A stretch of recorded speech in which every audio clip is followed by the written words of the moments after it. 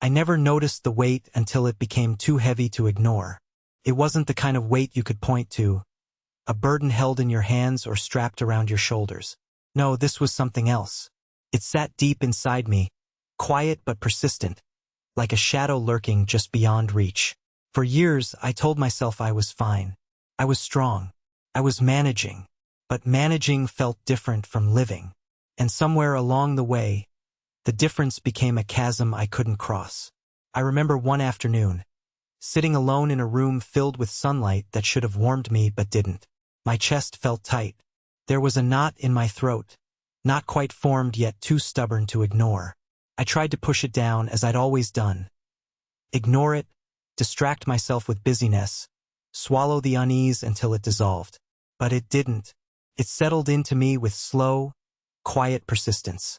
That day, the silence in me wasn't peace. It was tension, a kind of tension I couldn't shake no matter how hard I tried. The truth is, we carry things inside us we don't always recognize. Past conversations left hanging, moments when I chose silence over setting boundaries, emotions I folded away like origami, careful not to let the creases show. I believed holding it all in was maturity. Real men don't lose control, I thought. So, I swallowed frustration, held back words, kept my guard up. But I didn't realize that every time I swallowed another piece of myself, something was building. Not in the air around me, but inside my own body. It isn't a dramatic explosion of feeling. It doesn't announce itself loudly. The anger is silent. The irritation a subtle hum beneath the surface of my days. Some mornings, I wake up already drained, exhausted without any clear reason. There's an edge to my patience that wasn't there before, a quickness to react or retreat. And I find myself at the tipping point more often than not, wondering when it all became so hard to balance, so difficult to bear. This weight, I've come to realize, isn't just emotional. It's physical, etched into every muscle, embedded in the rhythm of my breath. I can feel the tension coiling inside me like a spring-kept wound too tight. And though I've tried to shake it off with distractions, workouts, and even toughening up mentally, the energy never seems to return the way it once did. Instead, it feels like I'm running on reserves that slowly leak away, a power quietly siphoned off by this unseen burden I carry. It took time for me to understand this wasn't about what's happening right now. The fatigue, the frustration, those were symptoms, echoes of old stories that never got told. Memories of moments where I surrendered too much of myself, where I swallowed my truth to keep the peace or avoid conflict. Choices I made to stay quiet when my voice needed to be heard. Every suppressed emotion, every unspoken boundary added a new layer to this internal weight. I started to notice how this inner tension shaped not only how I felt but how I moved through the world. When decisions needed clarity, I wavered. When relationships called for presence, I withdrew. The energy I needed to be firm, steady, and engaged was always just out of reach. It was as if my body was working overtime just to keep this pressure contained. Energy diverted from living fully, focused instead on holding everything in. This story isn't unique to me. I see it in friends, in brothers, in men I meet quietly carrying a similar load. There's a shared experience here. A hidden exhaustion that no one talks about openly. We often mistake it for strength to bear the tension quietly, thinking it's just part of being who we are. But sometimes strength looks like breaking silence, like naming the weight so it stops controlling us. I'm beginning to believe that something shifts when we do that, when we start to look inside and meet the parts of ourselves we've neglected. The parts that remember those unspoken words, the feelings tucked away to keep the peace, the limits we never drew. Maybe the key isn't just pushing through or building up more strength externally, but learning to release what's been trapped inside for too long. I don't have the answers yet. I'm still walking the path, still learning how to lighten the load without losing myself. But what I do know is this. If we keep pretending everything's fine, if we ignore the quiet signs our bodies and minds give us, the weight only grows. It's invisible to the world, but inside, it's deeply real.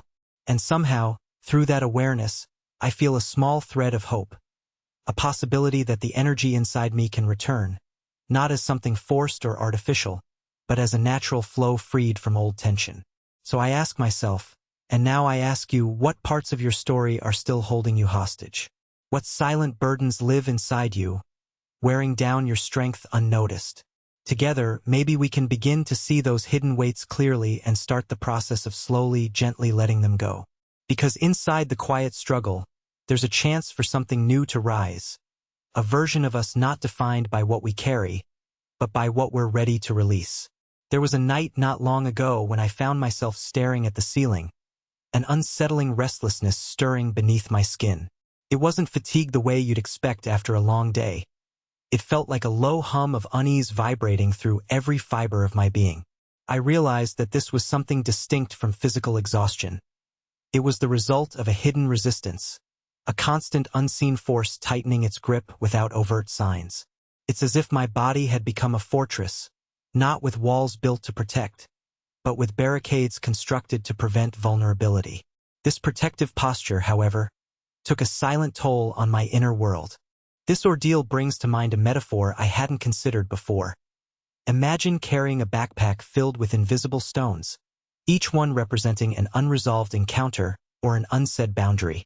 Unlike actual bricks, these stones don't cause immediate discomfort. Yet with every step, they accumulate weight until the burden robs you of joy and fluid movement. It dawned on me that these stones weren't always heavy individual items, but sometimes they were fragments gathered over years, the fine sand of missed moments that silently compress. I was living beneath this invisible load, and it restricted my ability to breathe freely, to stand tall. In the quiet mornings, before the world awakened, I caught glimpses of how deeply this endured strain molded my gestures and reactions. A brief encounter with a colleague could trigger a flicker of impatience I couldn't initially explain. A familiar sense of irritability lingered after family interactions, even when nothing outwardly dramatic occurred. It was as though my emotional self had become wired to hold back, to anticipate conflict and preempt disappointment. This constant anticipatory state resembled a taut bowstring pulled just shy of release, consuming focus that might have been better invested in growth or connection. One Saturday afternoon, during a hiking trip with a close friend, I noticed that while we navigated rugged terrain, my body responded more stiffly than in the past. I shrugged it off initially, maybe I was just out of shape. Yet, my friend observed, "You seem wired tight today. Ever think that your mind isn't just running but trapped in a kind of mental traffic jam?" His words stayed with me. On reflection, I recognized the subtle but persistent mental cloudiness that wasn't simply about stress or tiredness. It was an underlying constriction I hadn't allowed myself to articulate openly. My nervous system was living on high alert, even when circumstances didn't demand it. In conversations with men I respect, I heard a similar narrative repeated, not through vague expressions of fatigue but as a quiet admission. Sometimes I can almost feel my own body trembling, not from fear, but from holding back parts of myself. This evocative phrase lingered with me because it encapsulated a complex paradox. How could strength coexist with such fragility? And yet it did. Our cultural scripts often frame restraint as stoicism, equating it with resilience. However, I've begun to discern that genuine resilience involves recognizing when this quiet withholding actually erodes our capacity to engage fully with life.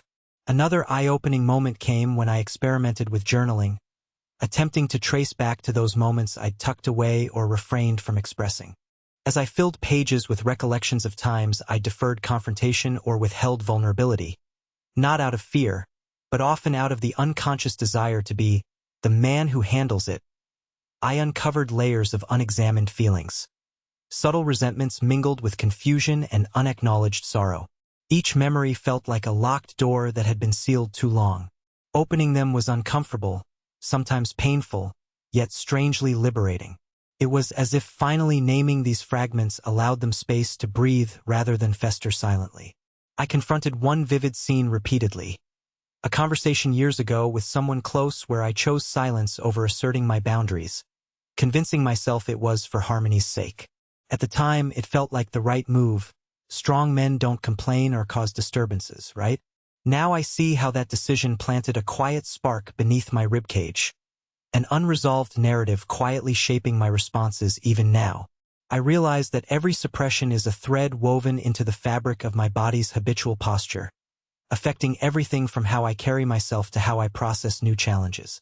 Engaging with this deeper understanding, I started to explore practices that ask less of sheer willpower and more of gentle acknowledgement. Meditation became an unexpected ally, not because it forced me to fix anything, but because it invited me to witness these sensations without judgment. In these moments of stillness, I began to sense the body's subtle signals: tightness in the jaw, shallow breaths, a coldness in the chest that had long gone unnoticed under layers of distraction. Noticing them was like hearing a whisper I'd been ignoring, a call toward wholeness that didn't require fighting or avoidance. Consider how this applies when you face a demanding situation, work deadlines, family tension, or moments where you feel like retreating instead of engaging. Often, there's a kind of invisible resistance holding you back, not from a lack of capability, but from habits developed over years. This resistance dulls clarity and steals momentum. Recognizing those subtle cues, naming the hesitation, allows a different response. One rooted not in pushing harder but melting the constriction and reclaiming space to act freely. That shift doesn't just change outcomes externally. It rewires the inner narrative that shapes your entire experience. As I continue to untangle these invisible anchors, I see that this process isn't linear or tidy. It requires patience and a willingness to sit with uncertainty. Yet each small breakthrough illuminates the possibility of a body and mind flowing in harmony again, not burdened by what was left unsaid, but propelled forward by authentic presence. It's a rebirth of sorts, one that honors the complexity of being a man navigating inner landscapes far more intricate than I once imagined. This journey has just begun for me, and I invite you to walk it alongside me, curious about what might emerge when we finally release what's long been held beneath the surface. For years, I convinced myself that enduring discomfort without complaint was a badge of honor. That was the narrative I clung to, that real strength came from suppressing inner turmoil to appear unwavering. Yet, I recall a moment when this illusion shattered. I was at a family gathering, laughing alongside those I loved, while simultaneously grappling with a simmering resentment I couldn't voice. It was as if I was standing on shifting ground, my smile anchoring me in a present that contradicted a storm brewing inside. Suddenly, the laughter around me became a distant echo, and I realized this internal tension was draining my ability to connect genuinely. In the days following, I wrestled with unexpected reactions. Minor frustrations ignited disproportionate reactions within me, like flickers of heat suddenly intensifying into flame. Once, while driving home, a slow-moving car triggered a surge of impatience so sharp it startled me. Why was a simple delay unraveling my composure? The source wasn't external. It was tangled in buried experiences, packed away from conscious thought. These incidents illuminated a deeper pattern. The compulsion to contain unresolved emotions wasn't sparing me from pain. It was fragmenting my sense of calm and presence. One weekend, seeking refuge in nature, I wandered into a dense forest where sunlight pierced through canopy gaps, casting playful shadows. As I navigated uneven routes and winding trails, my body mirrored this complexity. Stiff in some places, hesitant in others. It was a physical metaphor of my inner variability, the unspoken conflicts shaping my posture and movements. Breathing in the fresh air, I tried a new approach. Instead of forcing my mind away from uncomfortable feelings, I invited awareness of subtle bodily sensations. Perhaps I thought this could reveal hidden narratives I'd been ignoring. In that stillness, I detected a tension coiled within my shoulders, almost imperceptible until named. It whispered of past disputes deferred, of emotional boundaries blurred by obligation or fear. A fragment of memory surfaced, the time I acquiesced to a friend's request to avoid argument, concealing my true feelings to maintain peace. That concession hadn't vanished. It lingered, taking residence in muscle memory. Realizing that physical unease stored emotional stories was both unsettling and enlightening. It became clear that confinement wasn't solely mental. It resonated through my very frame. I began experimenting with expressive outlets, writing unsent letters, practicing vocal tones I often stifled, allowing myself to inhabit emotions previously muted. During one such moment, as I read aloud words I never dared speak, an unexpected sensation emerged. A loosening, as if restraints had slackened slightly. While the shift wasn't immediate or dramatic, it suggested a pathway to enduring change. By honoring silenced parts of myself, the rigidity began to soften. I recognized the paradox that embracing vulnerability could paradoxically lead to enhanced steadiness. Encountering these shifts also revealed social dimensions to suppression. In conversations with friends, I noticed how easily some of us defaulted to avoiding difficult topics, fearing that opening old wounds would threaten bonds. There was an unspoken pact, subtly discouraging emotional release for the sake of maintaining appearances. Reflecting on this, I understood how cultural expectations shape not only our internal experiences but also the way we relate to others. This dynamic complicates the journey. The pressure to perform in vulnerability masks the very wounds that, if tended, could foster deeper connection. At work, these insights surfaced unexpectedly. During a team meeting, when feedback was delivered more candidly than usual, I experienced a visceral reaction. Tightened chest, a rush of irritation I struggled to conceal. Previously, I might have brushed it aside or suppressed the impulse entirely. Instead, I paused internally, letting myself recognize the discomfort as a signal, not a flaw. This moment of self-attention opened space to consider the underlying causes. Fears of inadequacy, old messages about self-worth. Addressing these emotions subtly recalibrated how I approached collaboration, not through avoidance, but through increased awareness. Yet, acknowledging these feelings hasn't been without internal resistance. At times, I resist unfolding these layers, out of fear that embracing vulnerability could unravel the sense of control I hold onto so tightly. I've realized this protective instinct is both a sword and shield. It guards against pain but also limits the capacity for growth.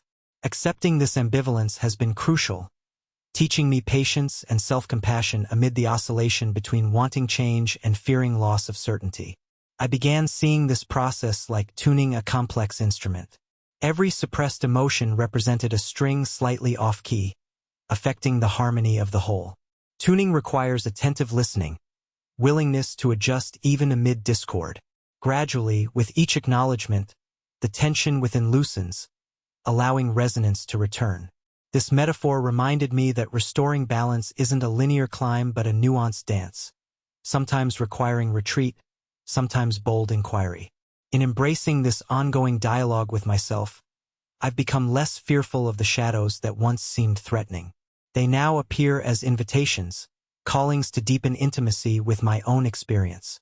Instead of concealing discomfort as weakness, I'm learning to recognize it as meaningful data, guiding me toward wholeness. There is a vitality that emerges when these layers gently unfold, revealing texture and depth beyond superficial strength. Now, consider the moments when you've felt an unexplained pull away from engagement or clarity. Could it be that overlooked emotions are signaling their presence, inviting recognition? What shifts might occur if, like me, you allow those sensations space to breathe rather than rushing to suppress them? This path asks us to trade the illusion of perfect control for the courage of authentic presence. A challenge that, though daunting, holds immense possibility for renewed vitality and connection. I recall a late evening when I found myself trapped in a conversation that dredged up more than just words. It stirred a gnawing unrest beneath my skin. The air between us thickened, not with anger, but with unspoken grievances accumulating over time.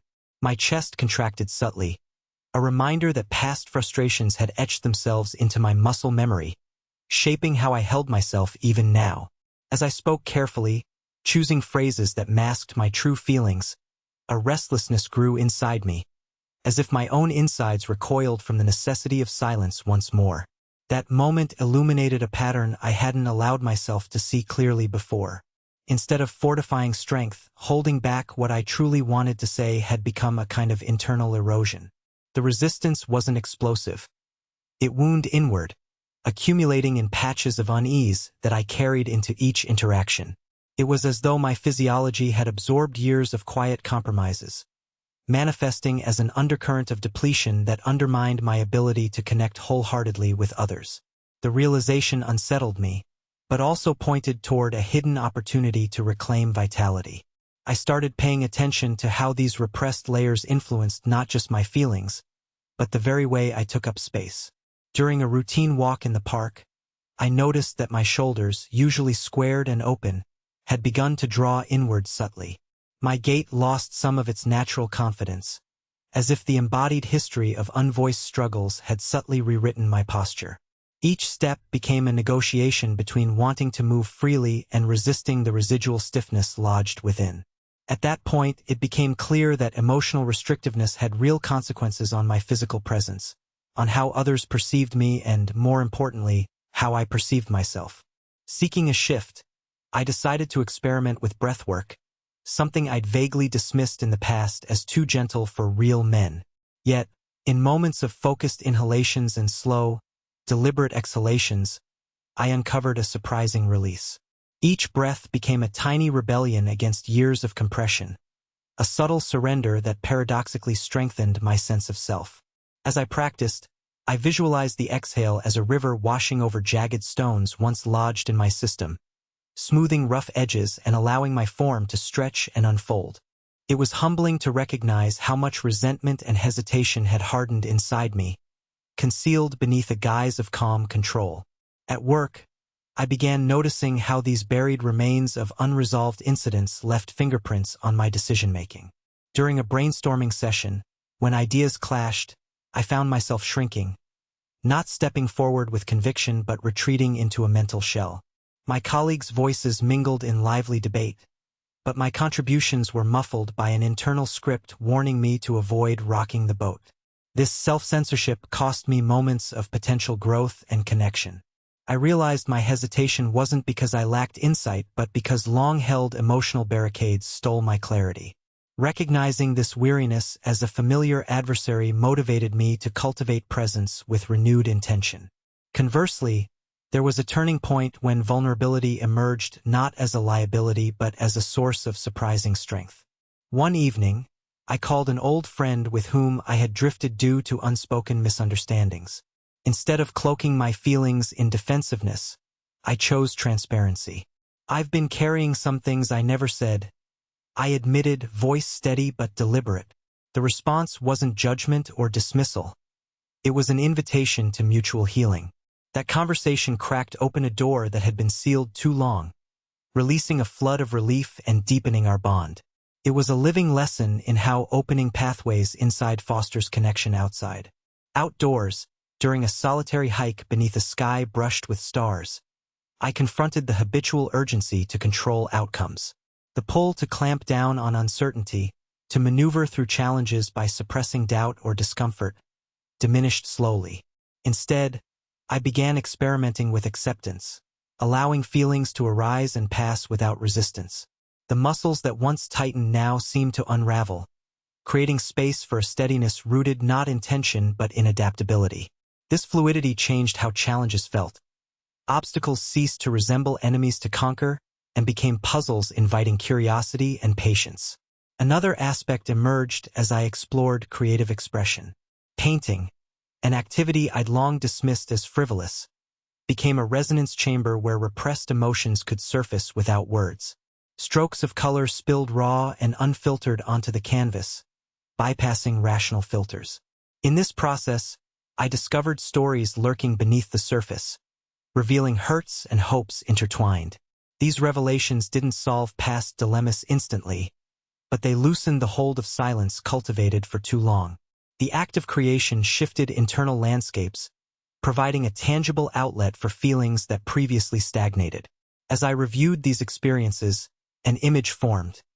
A river diverted by debris, struggling to reach the sea. Attempts to bulldoze obstacles only bred new blockages, but gentle, persistent openings allowed waters to reclaim their path. In my body and mind, ancient emotional torrents sought release through patient unearthing rather than forceful extraction. This metaphor offered hope. Not all attempts at self-liberation must be battles. Some can be acts of grace. With this perspective, the labor of inner work felt less like relentless straining and more like tender coaxing. Now, consider how this insight applies when you encounter moments that trigger sudden impatience or withdrawal. What stories lurk beneath those reactions, shaping your approach more than you realize? Could practices that honor exploration and the art of softening offer pathways to reconnect with your untapped strength? Turning inward this way reveals not weakness but a profound stewardship of your inner terrain, one that ultimately liberates rather than constricts your daily experience. Reflecting on this journey so far, it feels as though I've been navigating through a dense forest shrouded in early morning mist, shapes and shadows hinting at truths just out of reach.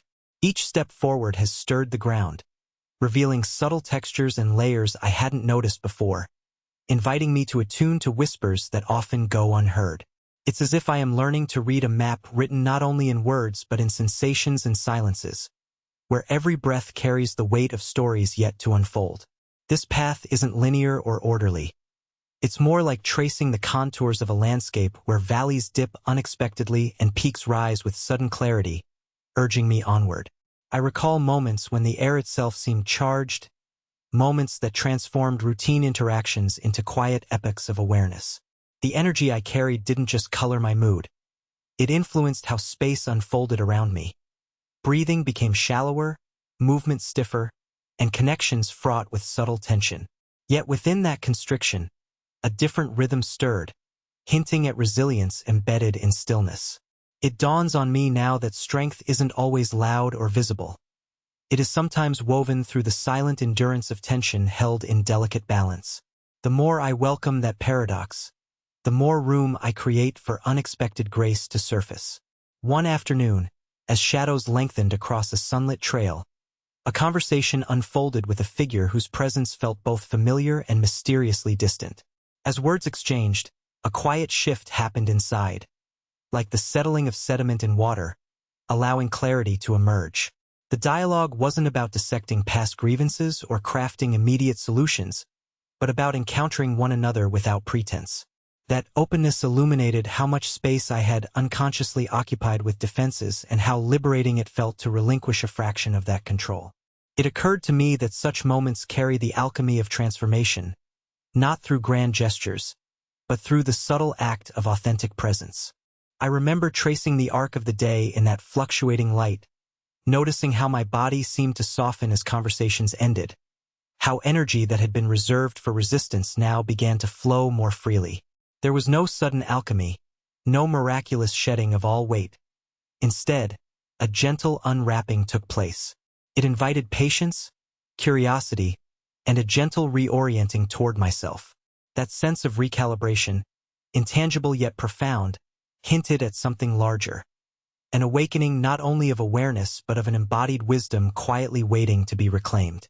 It's remarkable how the fabric of our inner lives can shift when we allow ourselves to inhabit discomfort without recoiling, to engage with complexity without rushing for neat conclusions. I've come to understand that growth often asks for a kind of surrender, an opening that unravels habitual patterns without resistance. Within that opening, even small ruptures in old armor release a current of energy capable of reanimating parts of the self long dormant. In those spaces, I glimpse the tender power of vulnerability woven into the tapestry of resilience. As I walk through these unfolding experiences, I feel the weight of the unseen no longer as a burden but as a signal, an invitation inviting me into a dialogue with my own humanity. It's as though the internal landscape I once tried to command has become a living terrain to be explored with care and reverence. The unrest that once threatened to overwhelm now takes on a slightly different character, more like the steady pulse of life regenerating itself quietly over time. This shift, subtle and unobtrusive, quietly redefines how I inhabit my body and engage with the world. The interplay of tension and release, silence and expression, control and surrender forms a delicate dance that beckons me to move differently, to respond with more awareness, to open spaces for things long held at bay. Each encounter and breath integrates into a mosaic of transformation that resists neat categorization but invites me deeply into the complexity of becoming. It's here, in this nuanced unfolding, that the seeds of something vital take root, hinting at the possibility of a renewal that feels earned, grounded, and authentically mine. Standing at this threshold, I sense a horizon beginning to stretch, a space pregnant with potential where the old narratives lose their grip and something uncharted emerges. I don't yet fully know what shape this emergence will take, but I feel its presence as a quiet current beneath my awareness, guiding me forward with a steady, purposeful momentum. The invitation is clear yet gentle, to lean into this turning, to meet the unfolding not with haste or fear, but with a quiet courage that honors all that has brought me here. And so I turn inward, attuned to the rhythms that pulse just beneath awareness, feeling the convergence of all that I've begun to grasp, subtle, complex, alive.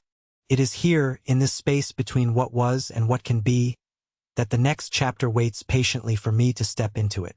Sometimes, in the quiet stretches between moments, I catch myself holding something invisible, a silent strain nestled beyond words and conscious thought.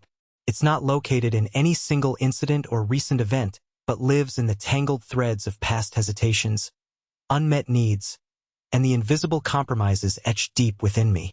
This tension isn't fiery or loud. It's the steady hum of suppressed truths, a subtle resistance curling in the chambers of my heart and mind. I realize now this enduring undercurrent has shaped much of how I move through each day, influencing my breath, my posture, and the invitations I extend or withhold in relationship. I remember a time when I first glimpsed this quiet unrest clearly, a conversation where I wavered between speaking my truth and retreating into silence. My voice felt caught somewhere between urge and restraint, like a bird fluttering beneath a cage. That tension wasn't just in my throat, but radiated through my limbs, coloring how I stood in that moment. The realization was unsettling, yet it marked the beginning of a journey toward recognizing what had been simmering beneath my awareness for so many years. It was as if a veil lifted, allowing me to see the invisible landscape I'd been navigating blindfolded. What strikes me is how this internal landscape is not merely an abstract burden but a living, breathing part of my physiology, a dialogue between my stored experiences and the present moment. When I allow myself to dwell with these sensations, I witness how past silences still shape my interactions and decisions. The tension isn't something to conquer but to be tended to with openness, a calling to honor feelings long sidelined. It's a transformational invitation, one that asks me to soften into the complexity of my own being instead of tightening against it. I've learned that true restoration stems from giving those neglected feelings voice and space, without the pressure of instant resolution. There's a grace in slowing down enough to listen, to feel the layers of discomfort unfold without judgment. This process transforms endurance into presence, and withholding into expression. In doing so, I begin to reclaim parts of myself I once believed were lost or irretrievable. Each step toward this embodied honesty nourishes a deeper confidence, a strength born from integration rather than repression. It's empowering to recognize that what once felt like a drain can become a source of vitality once approached with care.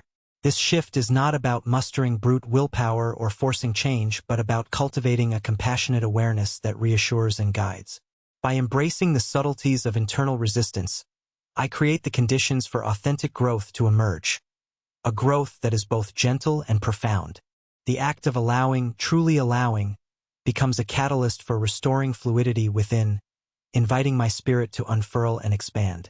When I reflect on this journey, I feel a profound urge to extend this awareness outward, to unburden the shared experience of hidden wrestlings that many of us silently endure. There is strength in collective vulnerability, in acknowledging that these subtle constraints are not a measure of failure but markers on the human path. We possess a remarkable capacity to heal when we move toward what has been kept under wraps, releasing the grip of invisible chains through intentional presence. I invite you, then, to consider your own unspoken tensions, not as enemies to be vanquished but as signals inviting your attention. What quiet stories ripple beneath your surface? What feelings would bring clarity if seen without resistance? This isn't an easy task. It asks for bravery and tenderness in equal measure. Yet within this delicate balance lies the potential for profound renewal, to reclaim a steadiness that arises effortlessly when there is room to breathe, to feel, and to be. In this unfolding, I see a future shaped not by the absence of struggle but by the presence of acceptance. We are more than what we have suppressed, more vibrant and expansive than the narratives that sought to contain us. By honoring the depths within, we step into a truer, more embodied power, a power that radiates from connection with ourselves and one another.